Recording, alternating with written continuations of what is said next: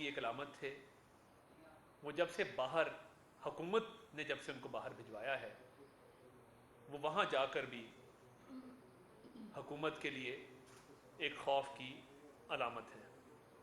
और ये इस हुकूमत का नसीब है कि वो ना सिर्फ मियाँ नवाज शरीफ के लगाए गए मंसूबे, बल्कि मियाँ नवाज शरीफ के नाम का राग अलापते हुए इनके शबो रोज़ गुजरते हैं। और कोई दिन ऐसा नहीं कि मियाँ नवाज शरीफ के ज़िक्र के बगैर वो गुजर जाए। मियाँ नवाज शरीफ साहब जब इधर कोट लखपत जेल में मौजूद थे, तो इसी हुकूमत की हिदायत पर डॉक्टर अदनान को कई कई महीने उनसे मिलने नहीं दिया जाता था। पता था कि ये हाई रिस्क पेशेंट हैं, ये हार्ट पेशेंट हैं, इनको डायबिटीज़ भी है, इनकी बाकी भी प्रॉब्लम्स हैं। उसके बावजूद ज़ाती मौलिज को मिलने नहीं दिया जाता था। और ये सिलसिला कई माह जारी रहा, जिसके बाद मियाँ नवाज शरीफ साहब की हालत बिगड़ी और फिर हमने कोर्ट से ऑर्डर लेके डॉक्टर अदनान की मुलाकात मुमकिन बनाई। और ये मियाँ नवाज शरीफ को जब बेटे से तनख्वाह ना लेने पर निकाला गया और उसके बाद जब सज़ा दी गई, तो जज खुद कहता है कि जी इसमें करप्शन कहीं नहीं है। वो फैसले कैसे हुए, अरशद मलिक अब दुनिया में नहीं रहे, वो एक खुला राज है कि मियाँ नवाज शरीफ को किस तरह इक़्तिदार से बेदखल किया गया और उसके पीछे क्या महरक़ात थे। फिर जब ज़ाती मौलिज की मुलाकात का मामला हमने कोर्ट से हल कर लिया,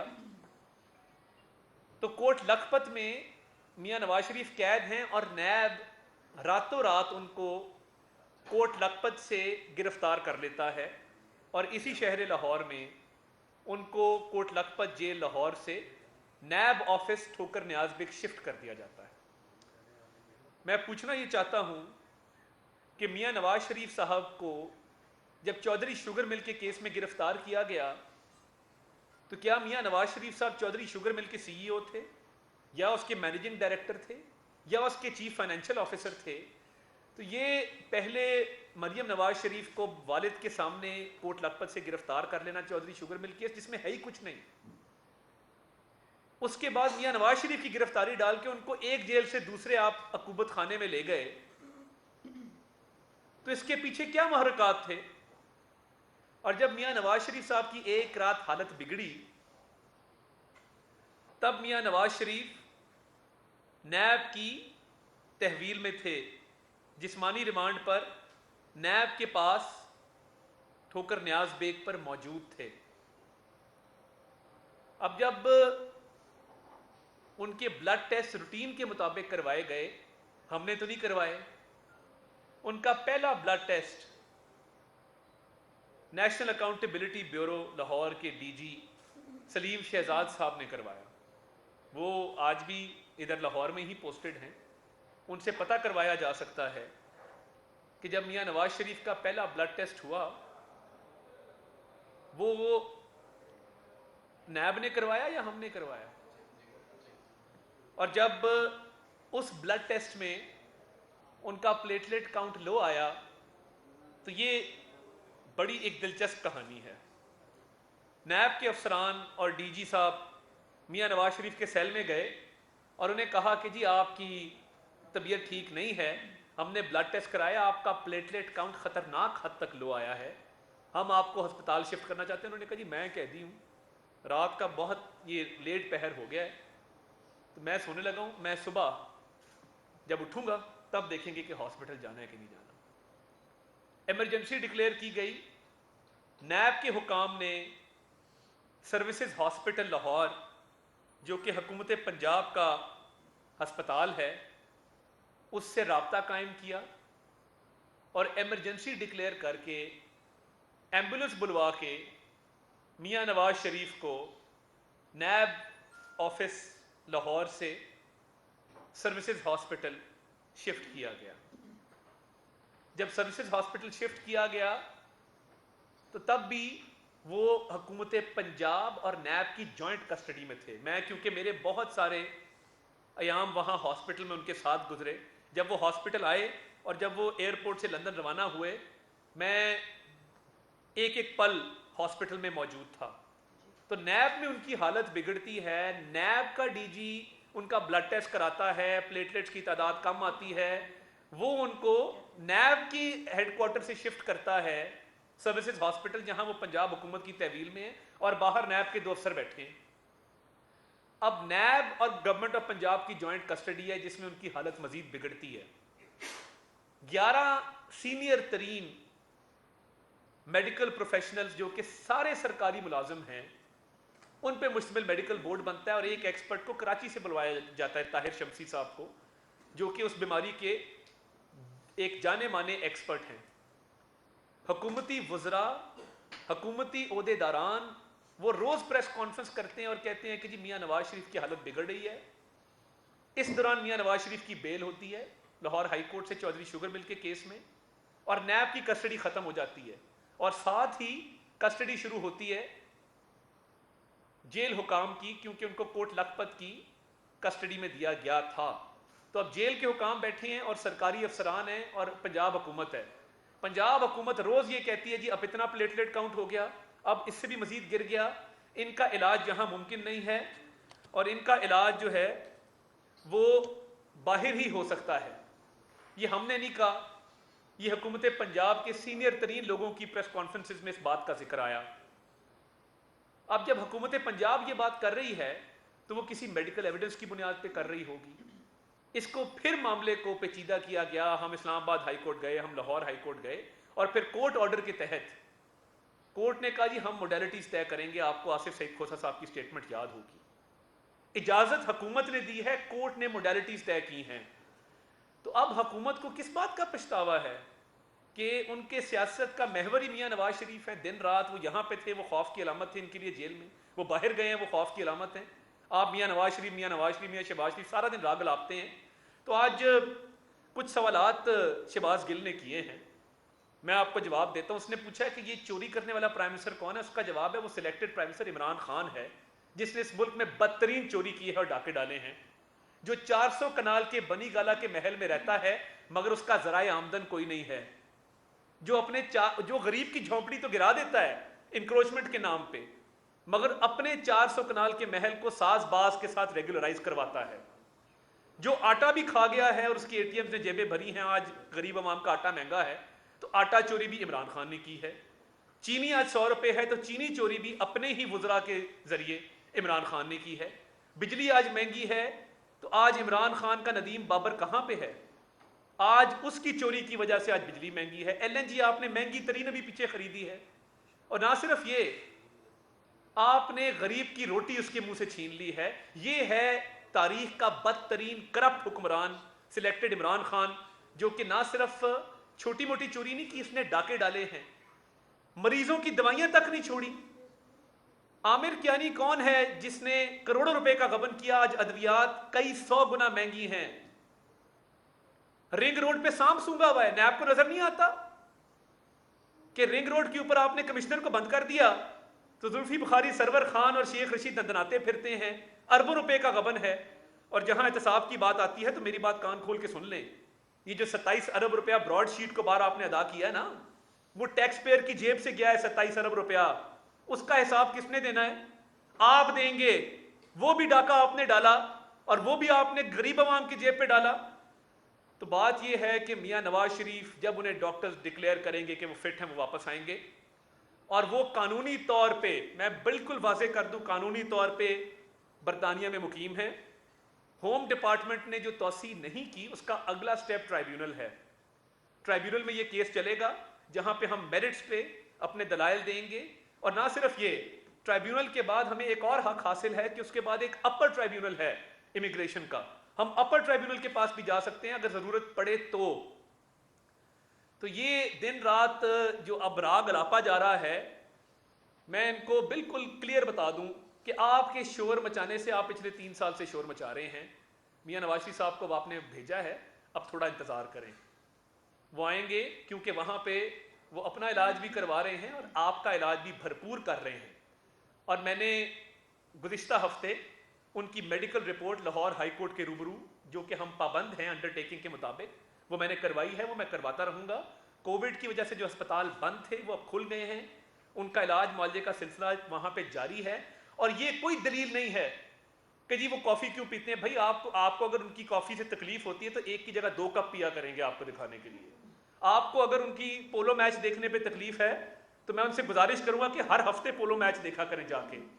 कई मरीज ऐसे होते हैं कि जिनकी चलने फिरने पे कोई, हमने कब कहा वो चलने फिरने से आ रही हैं, अल्लाह का फजल है, उनके हार्ट का इशू है, परफोरेशन हुई है, बाईपास हुआ है, स्टंट डले हैं, तो हम इंशाल्लाह उनका इलाज मुआवजा मुकम्मल कराएंगे और साथ ही हुकूमत का इस सिलेक्टेड टोले का भी इलाज मुआवजा मुकम्मल कराएंगे और उसके बाद उनकी वापसी इंशाल्लाह मुमकिन होगी।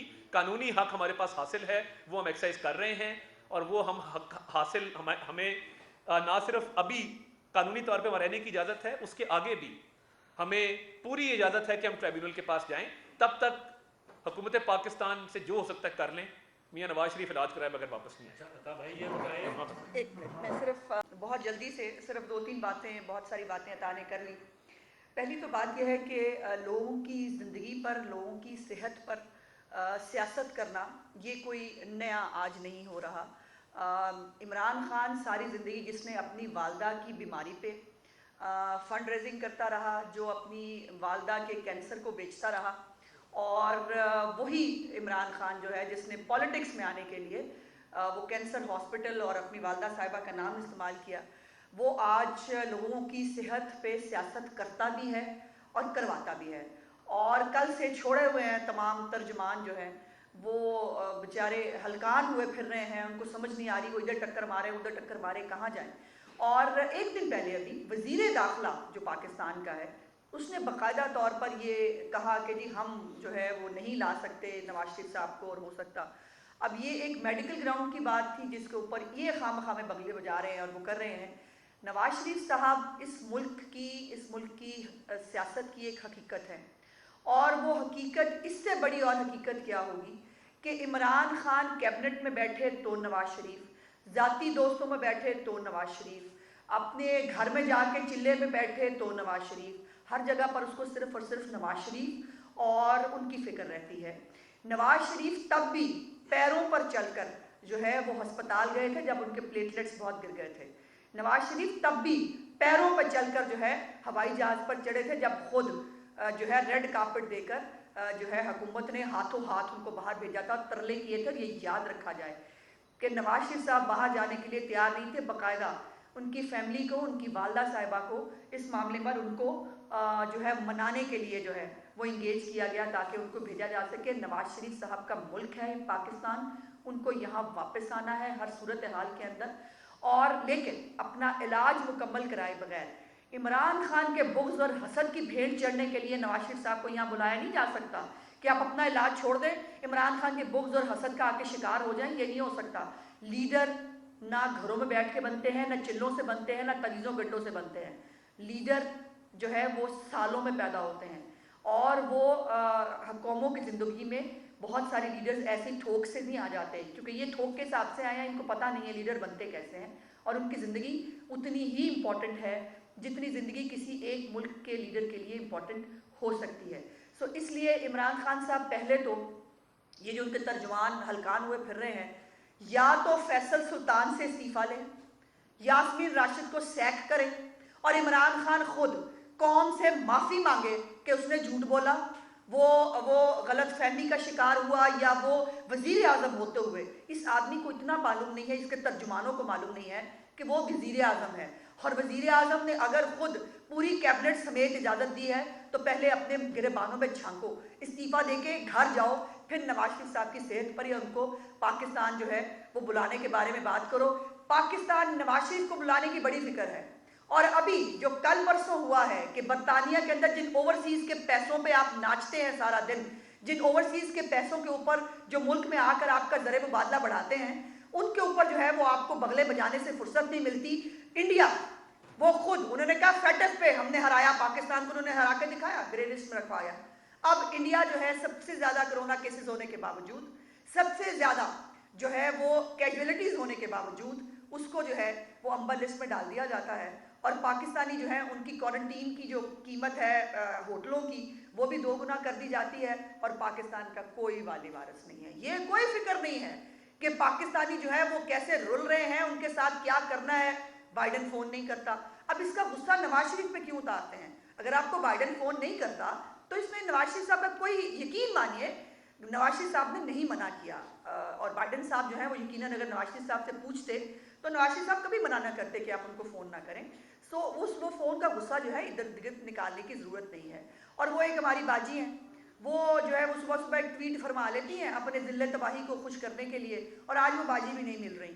और मेरी इत्तला के मुताबिक बाजी जो है फिर कोई कोना ढूंढ रही हैं कि जैसे उनको बुलाकर बज़ोर उनको उस वक़्त जो आप उन्होंने आकर रोना धोना भी किया था चैनल्स के ऊपर कि मुझे कहा गया इस्तीफ़ा दे दो और फलाना कर दो, और जो है मुझसे ज़बरदस्ती बदतमीज़ी भी की गई, इस्तीफ़ा लिया गया। कुछ ऐसी ही चैप्टर जो है दोबारा एपिसोड नंबर 2 उनके साथ जो है वो चल रही है, ये चलने वाली है। और इस किस्म की हरकतें और बातें जो है वो सियासत के लिए दूसरों की तज़हीक करके, दूसरों के साथ बदतमीज़ी बदकलामी करके आप सियासत में आगे नहीं बढ़ सकते। और बाजी जो हैं वो छोड़ दें, हमारे ज़िले सुबहानी जो है वो हमारे सिर आँखों पे, हमें अपने ज़िले सुबहानी जो है उनको कैसे कहाँ रखना है इसकी फ़िक्र बाजी ना करें, अपने ज़िले तबाही की फ़िक्र करें जो उनसे इस्तीफ़ा मांग रहे हैं। और अब तो तरीन ग्रुप जो है उसकी भी स्टेटमेंट आ गई है, वो सारे इस्तीफ़ा देने के लिए तैयार हैं। तो भाई अपना भानमती का कुनबा जोड़ो, जो इट्टे रोड़े इर्द गिर्द से इकट्ठे किए थे उसकी फ़िक्र करो। आपकी अपनी इमारत गिर रही है, और वो इमारत जिसको आपने गलत और चोर दरवाजे से बनाया था, वो इमारत जो है उसके इट रोड़े जो है वो बिखरने के लिए तैयार हैं। तो ये इस्तीफ़ा जो है वो अपने साथ खेलो, और नवाज शरीफ साहब की सेहत के ऊपर सियासत करने की ये गंदी रिवायत जो आपने डाली है, पहले बेगम कुलसूम नवाज साहिबा भी इसका शिकार हो चुकी हैं, उनकी बीमारी पे भी आपने एतबार नहीं किया था और उनको कब्र में जाना पड़ा ये बताने के लिए कि वो बीमार थी। पर आप काबिल तर्स लोग हैं, आप जहनी मरीज हैं, और जो लोग किसी की सेहत पर और ज़िंदगी पर सियासत करते हैं वो काबिल तर्स और जहनी मरीज़ होते हैं। उनके साथ सिर्फ जो है वो अफसोस का इजहार किया जा सकता है। आपका शुक्रिया। अता भाई ये बताइएगा कि आप कहते हैं नवाज शरीफ साहब के खिलाफ जितने भी केसेस हैं, नैब हो या जहाँ भी हो, वो सारे सियासी अनाज की बुनियाद पर और सियासी केसेस हैं, और अब नवाज शरीफ साहब एक्सटेंशन की दरख्वास्त मुस्तरद हो चुकी है फिल वक्त, तो क्या नवाज शरीफ साहब सियासी पनाह की दरख्वास्त देंगे इंग्लैंड में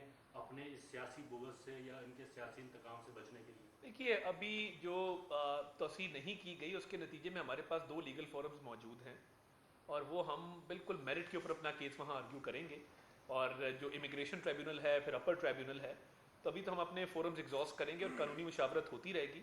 तो अभी ऐसी कोई बात फ़िलहाल मेरे नोटिस में नहीं। पासपोर्ट मंजूर होने के बाद भी ये रहता है इस तरह के? देखिए, जब वो मौका आएगा तो फिर देख लिया जाएगा, मगर अभी फ़िलहाल कानूनी तौर पे मुझे कोई कदगन नज़र नहीं आती। कानूनी तौर पे वहाँ मुकीम रह सकते हैं, उनके पास तमाम डॉक्यूमेंट्स मौजूद हैं, और हम अपना केस जो है बिल्कुल मेरिट पे आर्ग्यू करेंगे। मजीद रह सकते हैं? और देखिए, अभी तो जब तक ट्राइब्यूनल की अपील का फ़ैसला नहीं होता, फिर अगले ट्राइब्यूनल का फ़ैसला नहीं होता, तो ये केसेस तो बहुत कई दफ़ा तवील मुद्दत के लिए जो है वो वहाँ पे चलते हैं। हुकूमत ने मुश्किल आसान कर दी, उन्होंने कहा कि हम आपसे रब्ता करें तो हम हर मुमकिन जो है वो इनको देंगे।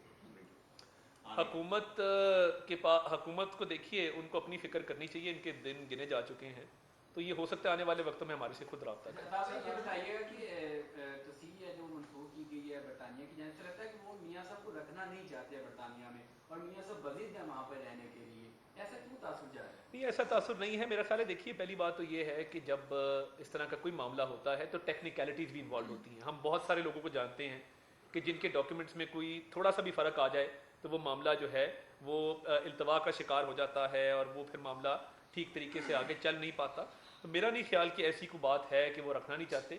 तो हुकूमत पाकिस्तान और शहजाद अकबर पिछले कई माह से इस कोशिश में हैं कि कोई ना कोई वहाँ से ऑर्डर लिया जाए, और शहजाद अकबर की एक दरख्वास्त आपको याद होगा वहाँ से मुस्तरद भी हुई है, और उन्होंने मियाँ नवाज शरीफ के हवाले से उन्हें क्लियर कहा था कि जी हम ये आपकी अदालती निज़ाम की तरह नहीं है कि जहाँ पे आप इन्फ्लुएंस कर दें, यहाँ पे हम ऐसा आपको कोई ऑर्डर नहीं देंगे। अगर ये दोनों अपीलें रिजेक्ट हो जाती हैं तो उसके बाद फिर क्या रहेगा? जब वो मौका आएगा तो फिर तब अगर मगर देखेंगे। बहुत सारी होती है, और अगर वो एक्सेप्ट भी हो सकती है। ट्राइब्यूनल का जो फर्स्ट आपके पास राइट है, अगर उसमें आपकी अपील खारिज शॉर्टेज हो जाती है, क्योंकि उसमें आपको अगर वीज़ा एक्सटेंड कराना है, आपने करना है, उसके लिए आपको पासपोर्ट की 6 मंथ वैलिडिटी वो मस्ट मांगते हैं, और ये जनरल फार्मूला है तमाम एम्बेसीज का। तो आपके पास तो एक्सपायर्ड पासपोर्ट है, आपके पास तो वैलिडिटी भी नहीं है 6 माह की, उस पर क्या करें? देखिए अभी जो कानूनी हमारे माहिरीन हैं उन्होंने हमें बताया कि हमारा केस बहुत स्ट्रॉन्ग है, और हम ऑब्वियसली हमारे पास उनके इलाज मुआवजे के हवाले से कोर्ट ऑर्डर्स भी मौजूद हैं। पासपोर्ट और वो देखिए हमने माजी में देखा है पासपोर्ट तो एक्सटेंड होते रहते हैं, उसमें कोई ऐसा मजायका नहीं, हर एम्बेसी में एक दफ्तर मौजूद होता है, रूटीन की कार्रवाई है। हम अभी किसी को दरख्वास्त ही देंगे। देखिए हमारे जो वहाँ पे कानूनी जिस फर्म को हमने हायर किया है, जो हमें वो मशवरा देगी उसके मुताबिक चलेंगे, उनके मुताबिक पासपोर्ट की वैलिडिटी उनके ये इसका हल वो निकाल लेंगे ना जी, ये उन्होंने करना है उनका जी। उनके मुताबिक हमारा केस स्ट्रॉन्ग है और इंशाल्लाह इसको हम आगे। अच्छा ये बताइएगा, 1 साल से ज्यादा का अरसा हो गया मियां साहब को लंदन गए हुए, तो वहाँ पे वो एक दिन भी वो अस्पताल में नहीं रुके, कोई इलाज मुआवजा नहीं हुआ, तो अब जैसे ही उनका जो वहाँ से उनका वीजा एक्सटेंशन की जो इनकार किया गया है, तो साथ ही इलाज मुआवजे की खबरें आना शुरू हो गई हैं, इनकी क्या काम है? देखिए 5 हॉस्पिटल्स हैं, Hammersmith Hospital, Guy's and Saint Thomas Hospital, London Bridge Hospital, Westminster Hospital. ये तकरीबन 4 से 5 अस्पताल हैं जहाँ पे उनका इलाज चलता रहा है, उनके प्रोसीजर्स होते रहे हैं, उनके चेकअप्स होते रहे हैं। उनके एक हार्ट का प्रोसीजर होना था जो कोविड की वजह से ताख़ीर का शिकार हुआ, और देखिए उनको दवाइयों पे मेंटेन किया जा रहा था, और वो पूरी दुनिया जानती है उनकी मेडिकल हिस्ट्री। और जो लाहौर हाई कोर्ट का ऑर्डर है जिसके तहत उनको इलाज के लिए जाने की इजाज़त दी गई थी, उस अंडरटेकिंग के हवाले से भी मैं वाज़े करता चलूँ कि उस अंडरटेकिंग में ये दर्ज था कि जब या 8 हफ्ते या जब उनका इलाज मुकम्मल हो जाए, डॉक्टर्स उनको फिट डिक्लेयर कर दें, तो उस अंडरटेकिंग और उस कोर्ट ऑर्डर में भी या का लफ्ज़ इस्तेमाल हुआ है, 8 हफ्ते या जब उनको डॉक्टर्स जो है वो सेहतमंद करार दे दें। तो डॉक्टर जब उनको सेहतमंद करार देंगे तो इंशाल्लाह वो वापस आएंगे। पार्टी के लीडर का मसला है, पार्टी के लीडर की बात है, जो आपकी पार्टी के सदर शहबाज शरीफ साहब इस पे खामोश हैं, वो क्यों आके खामोश बिल्कुल खामोश नहीं है, वो तो इंटरव्यू दे रहे हैं। बहुत शुक्रिया जी।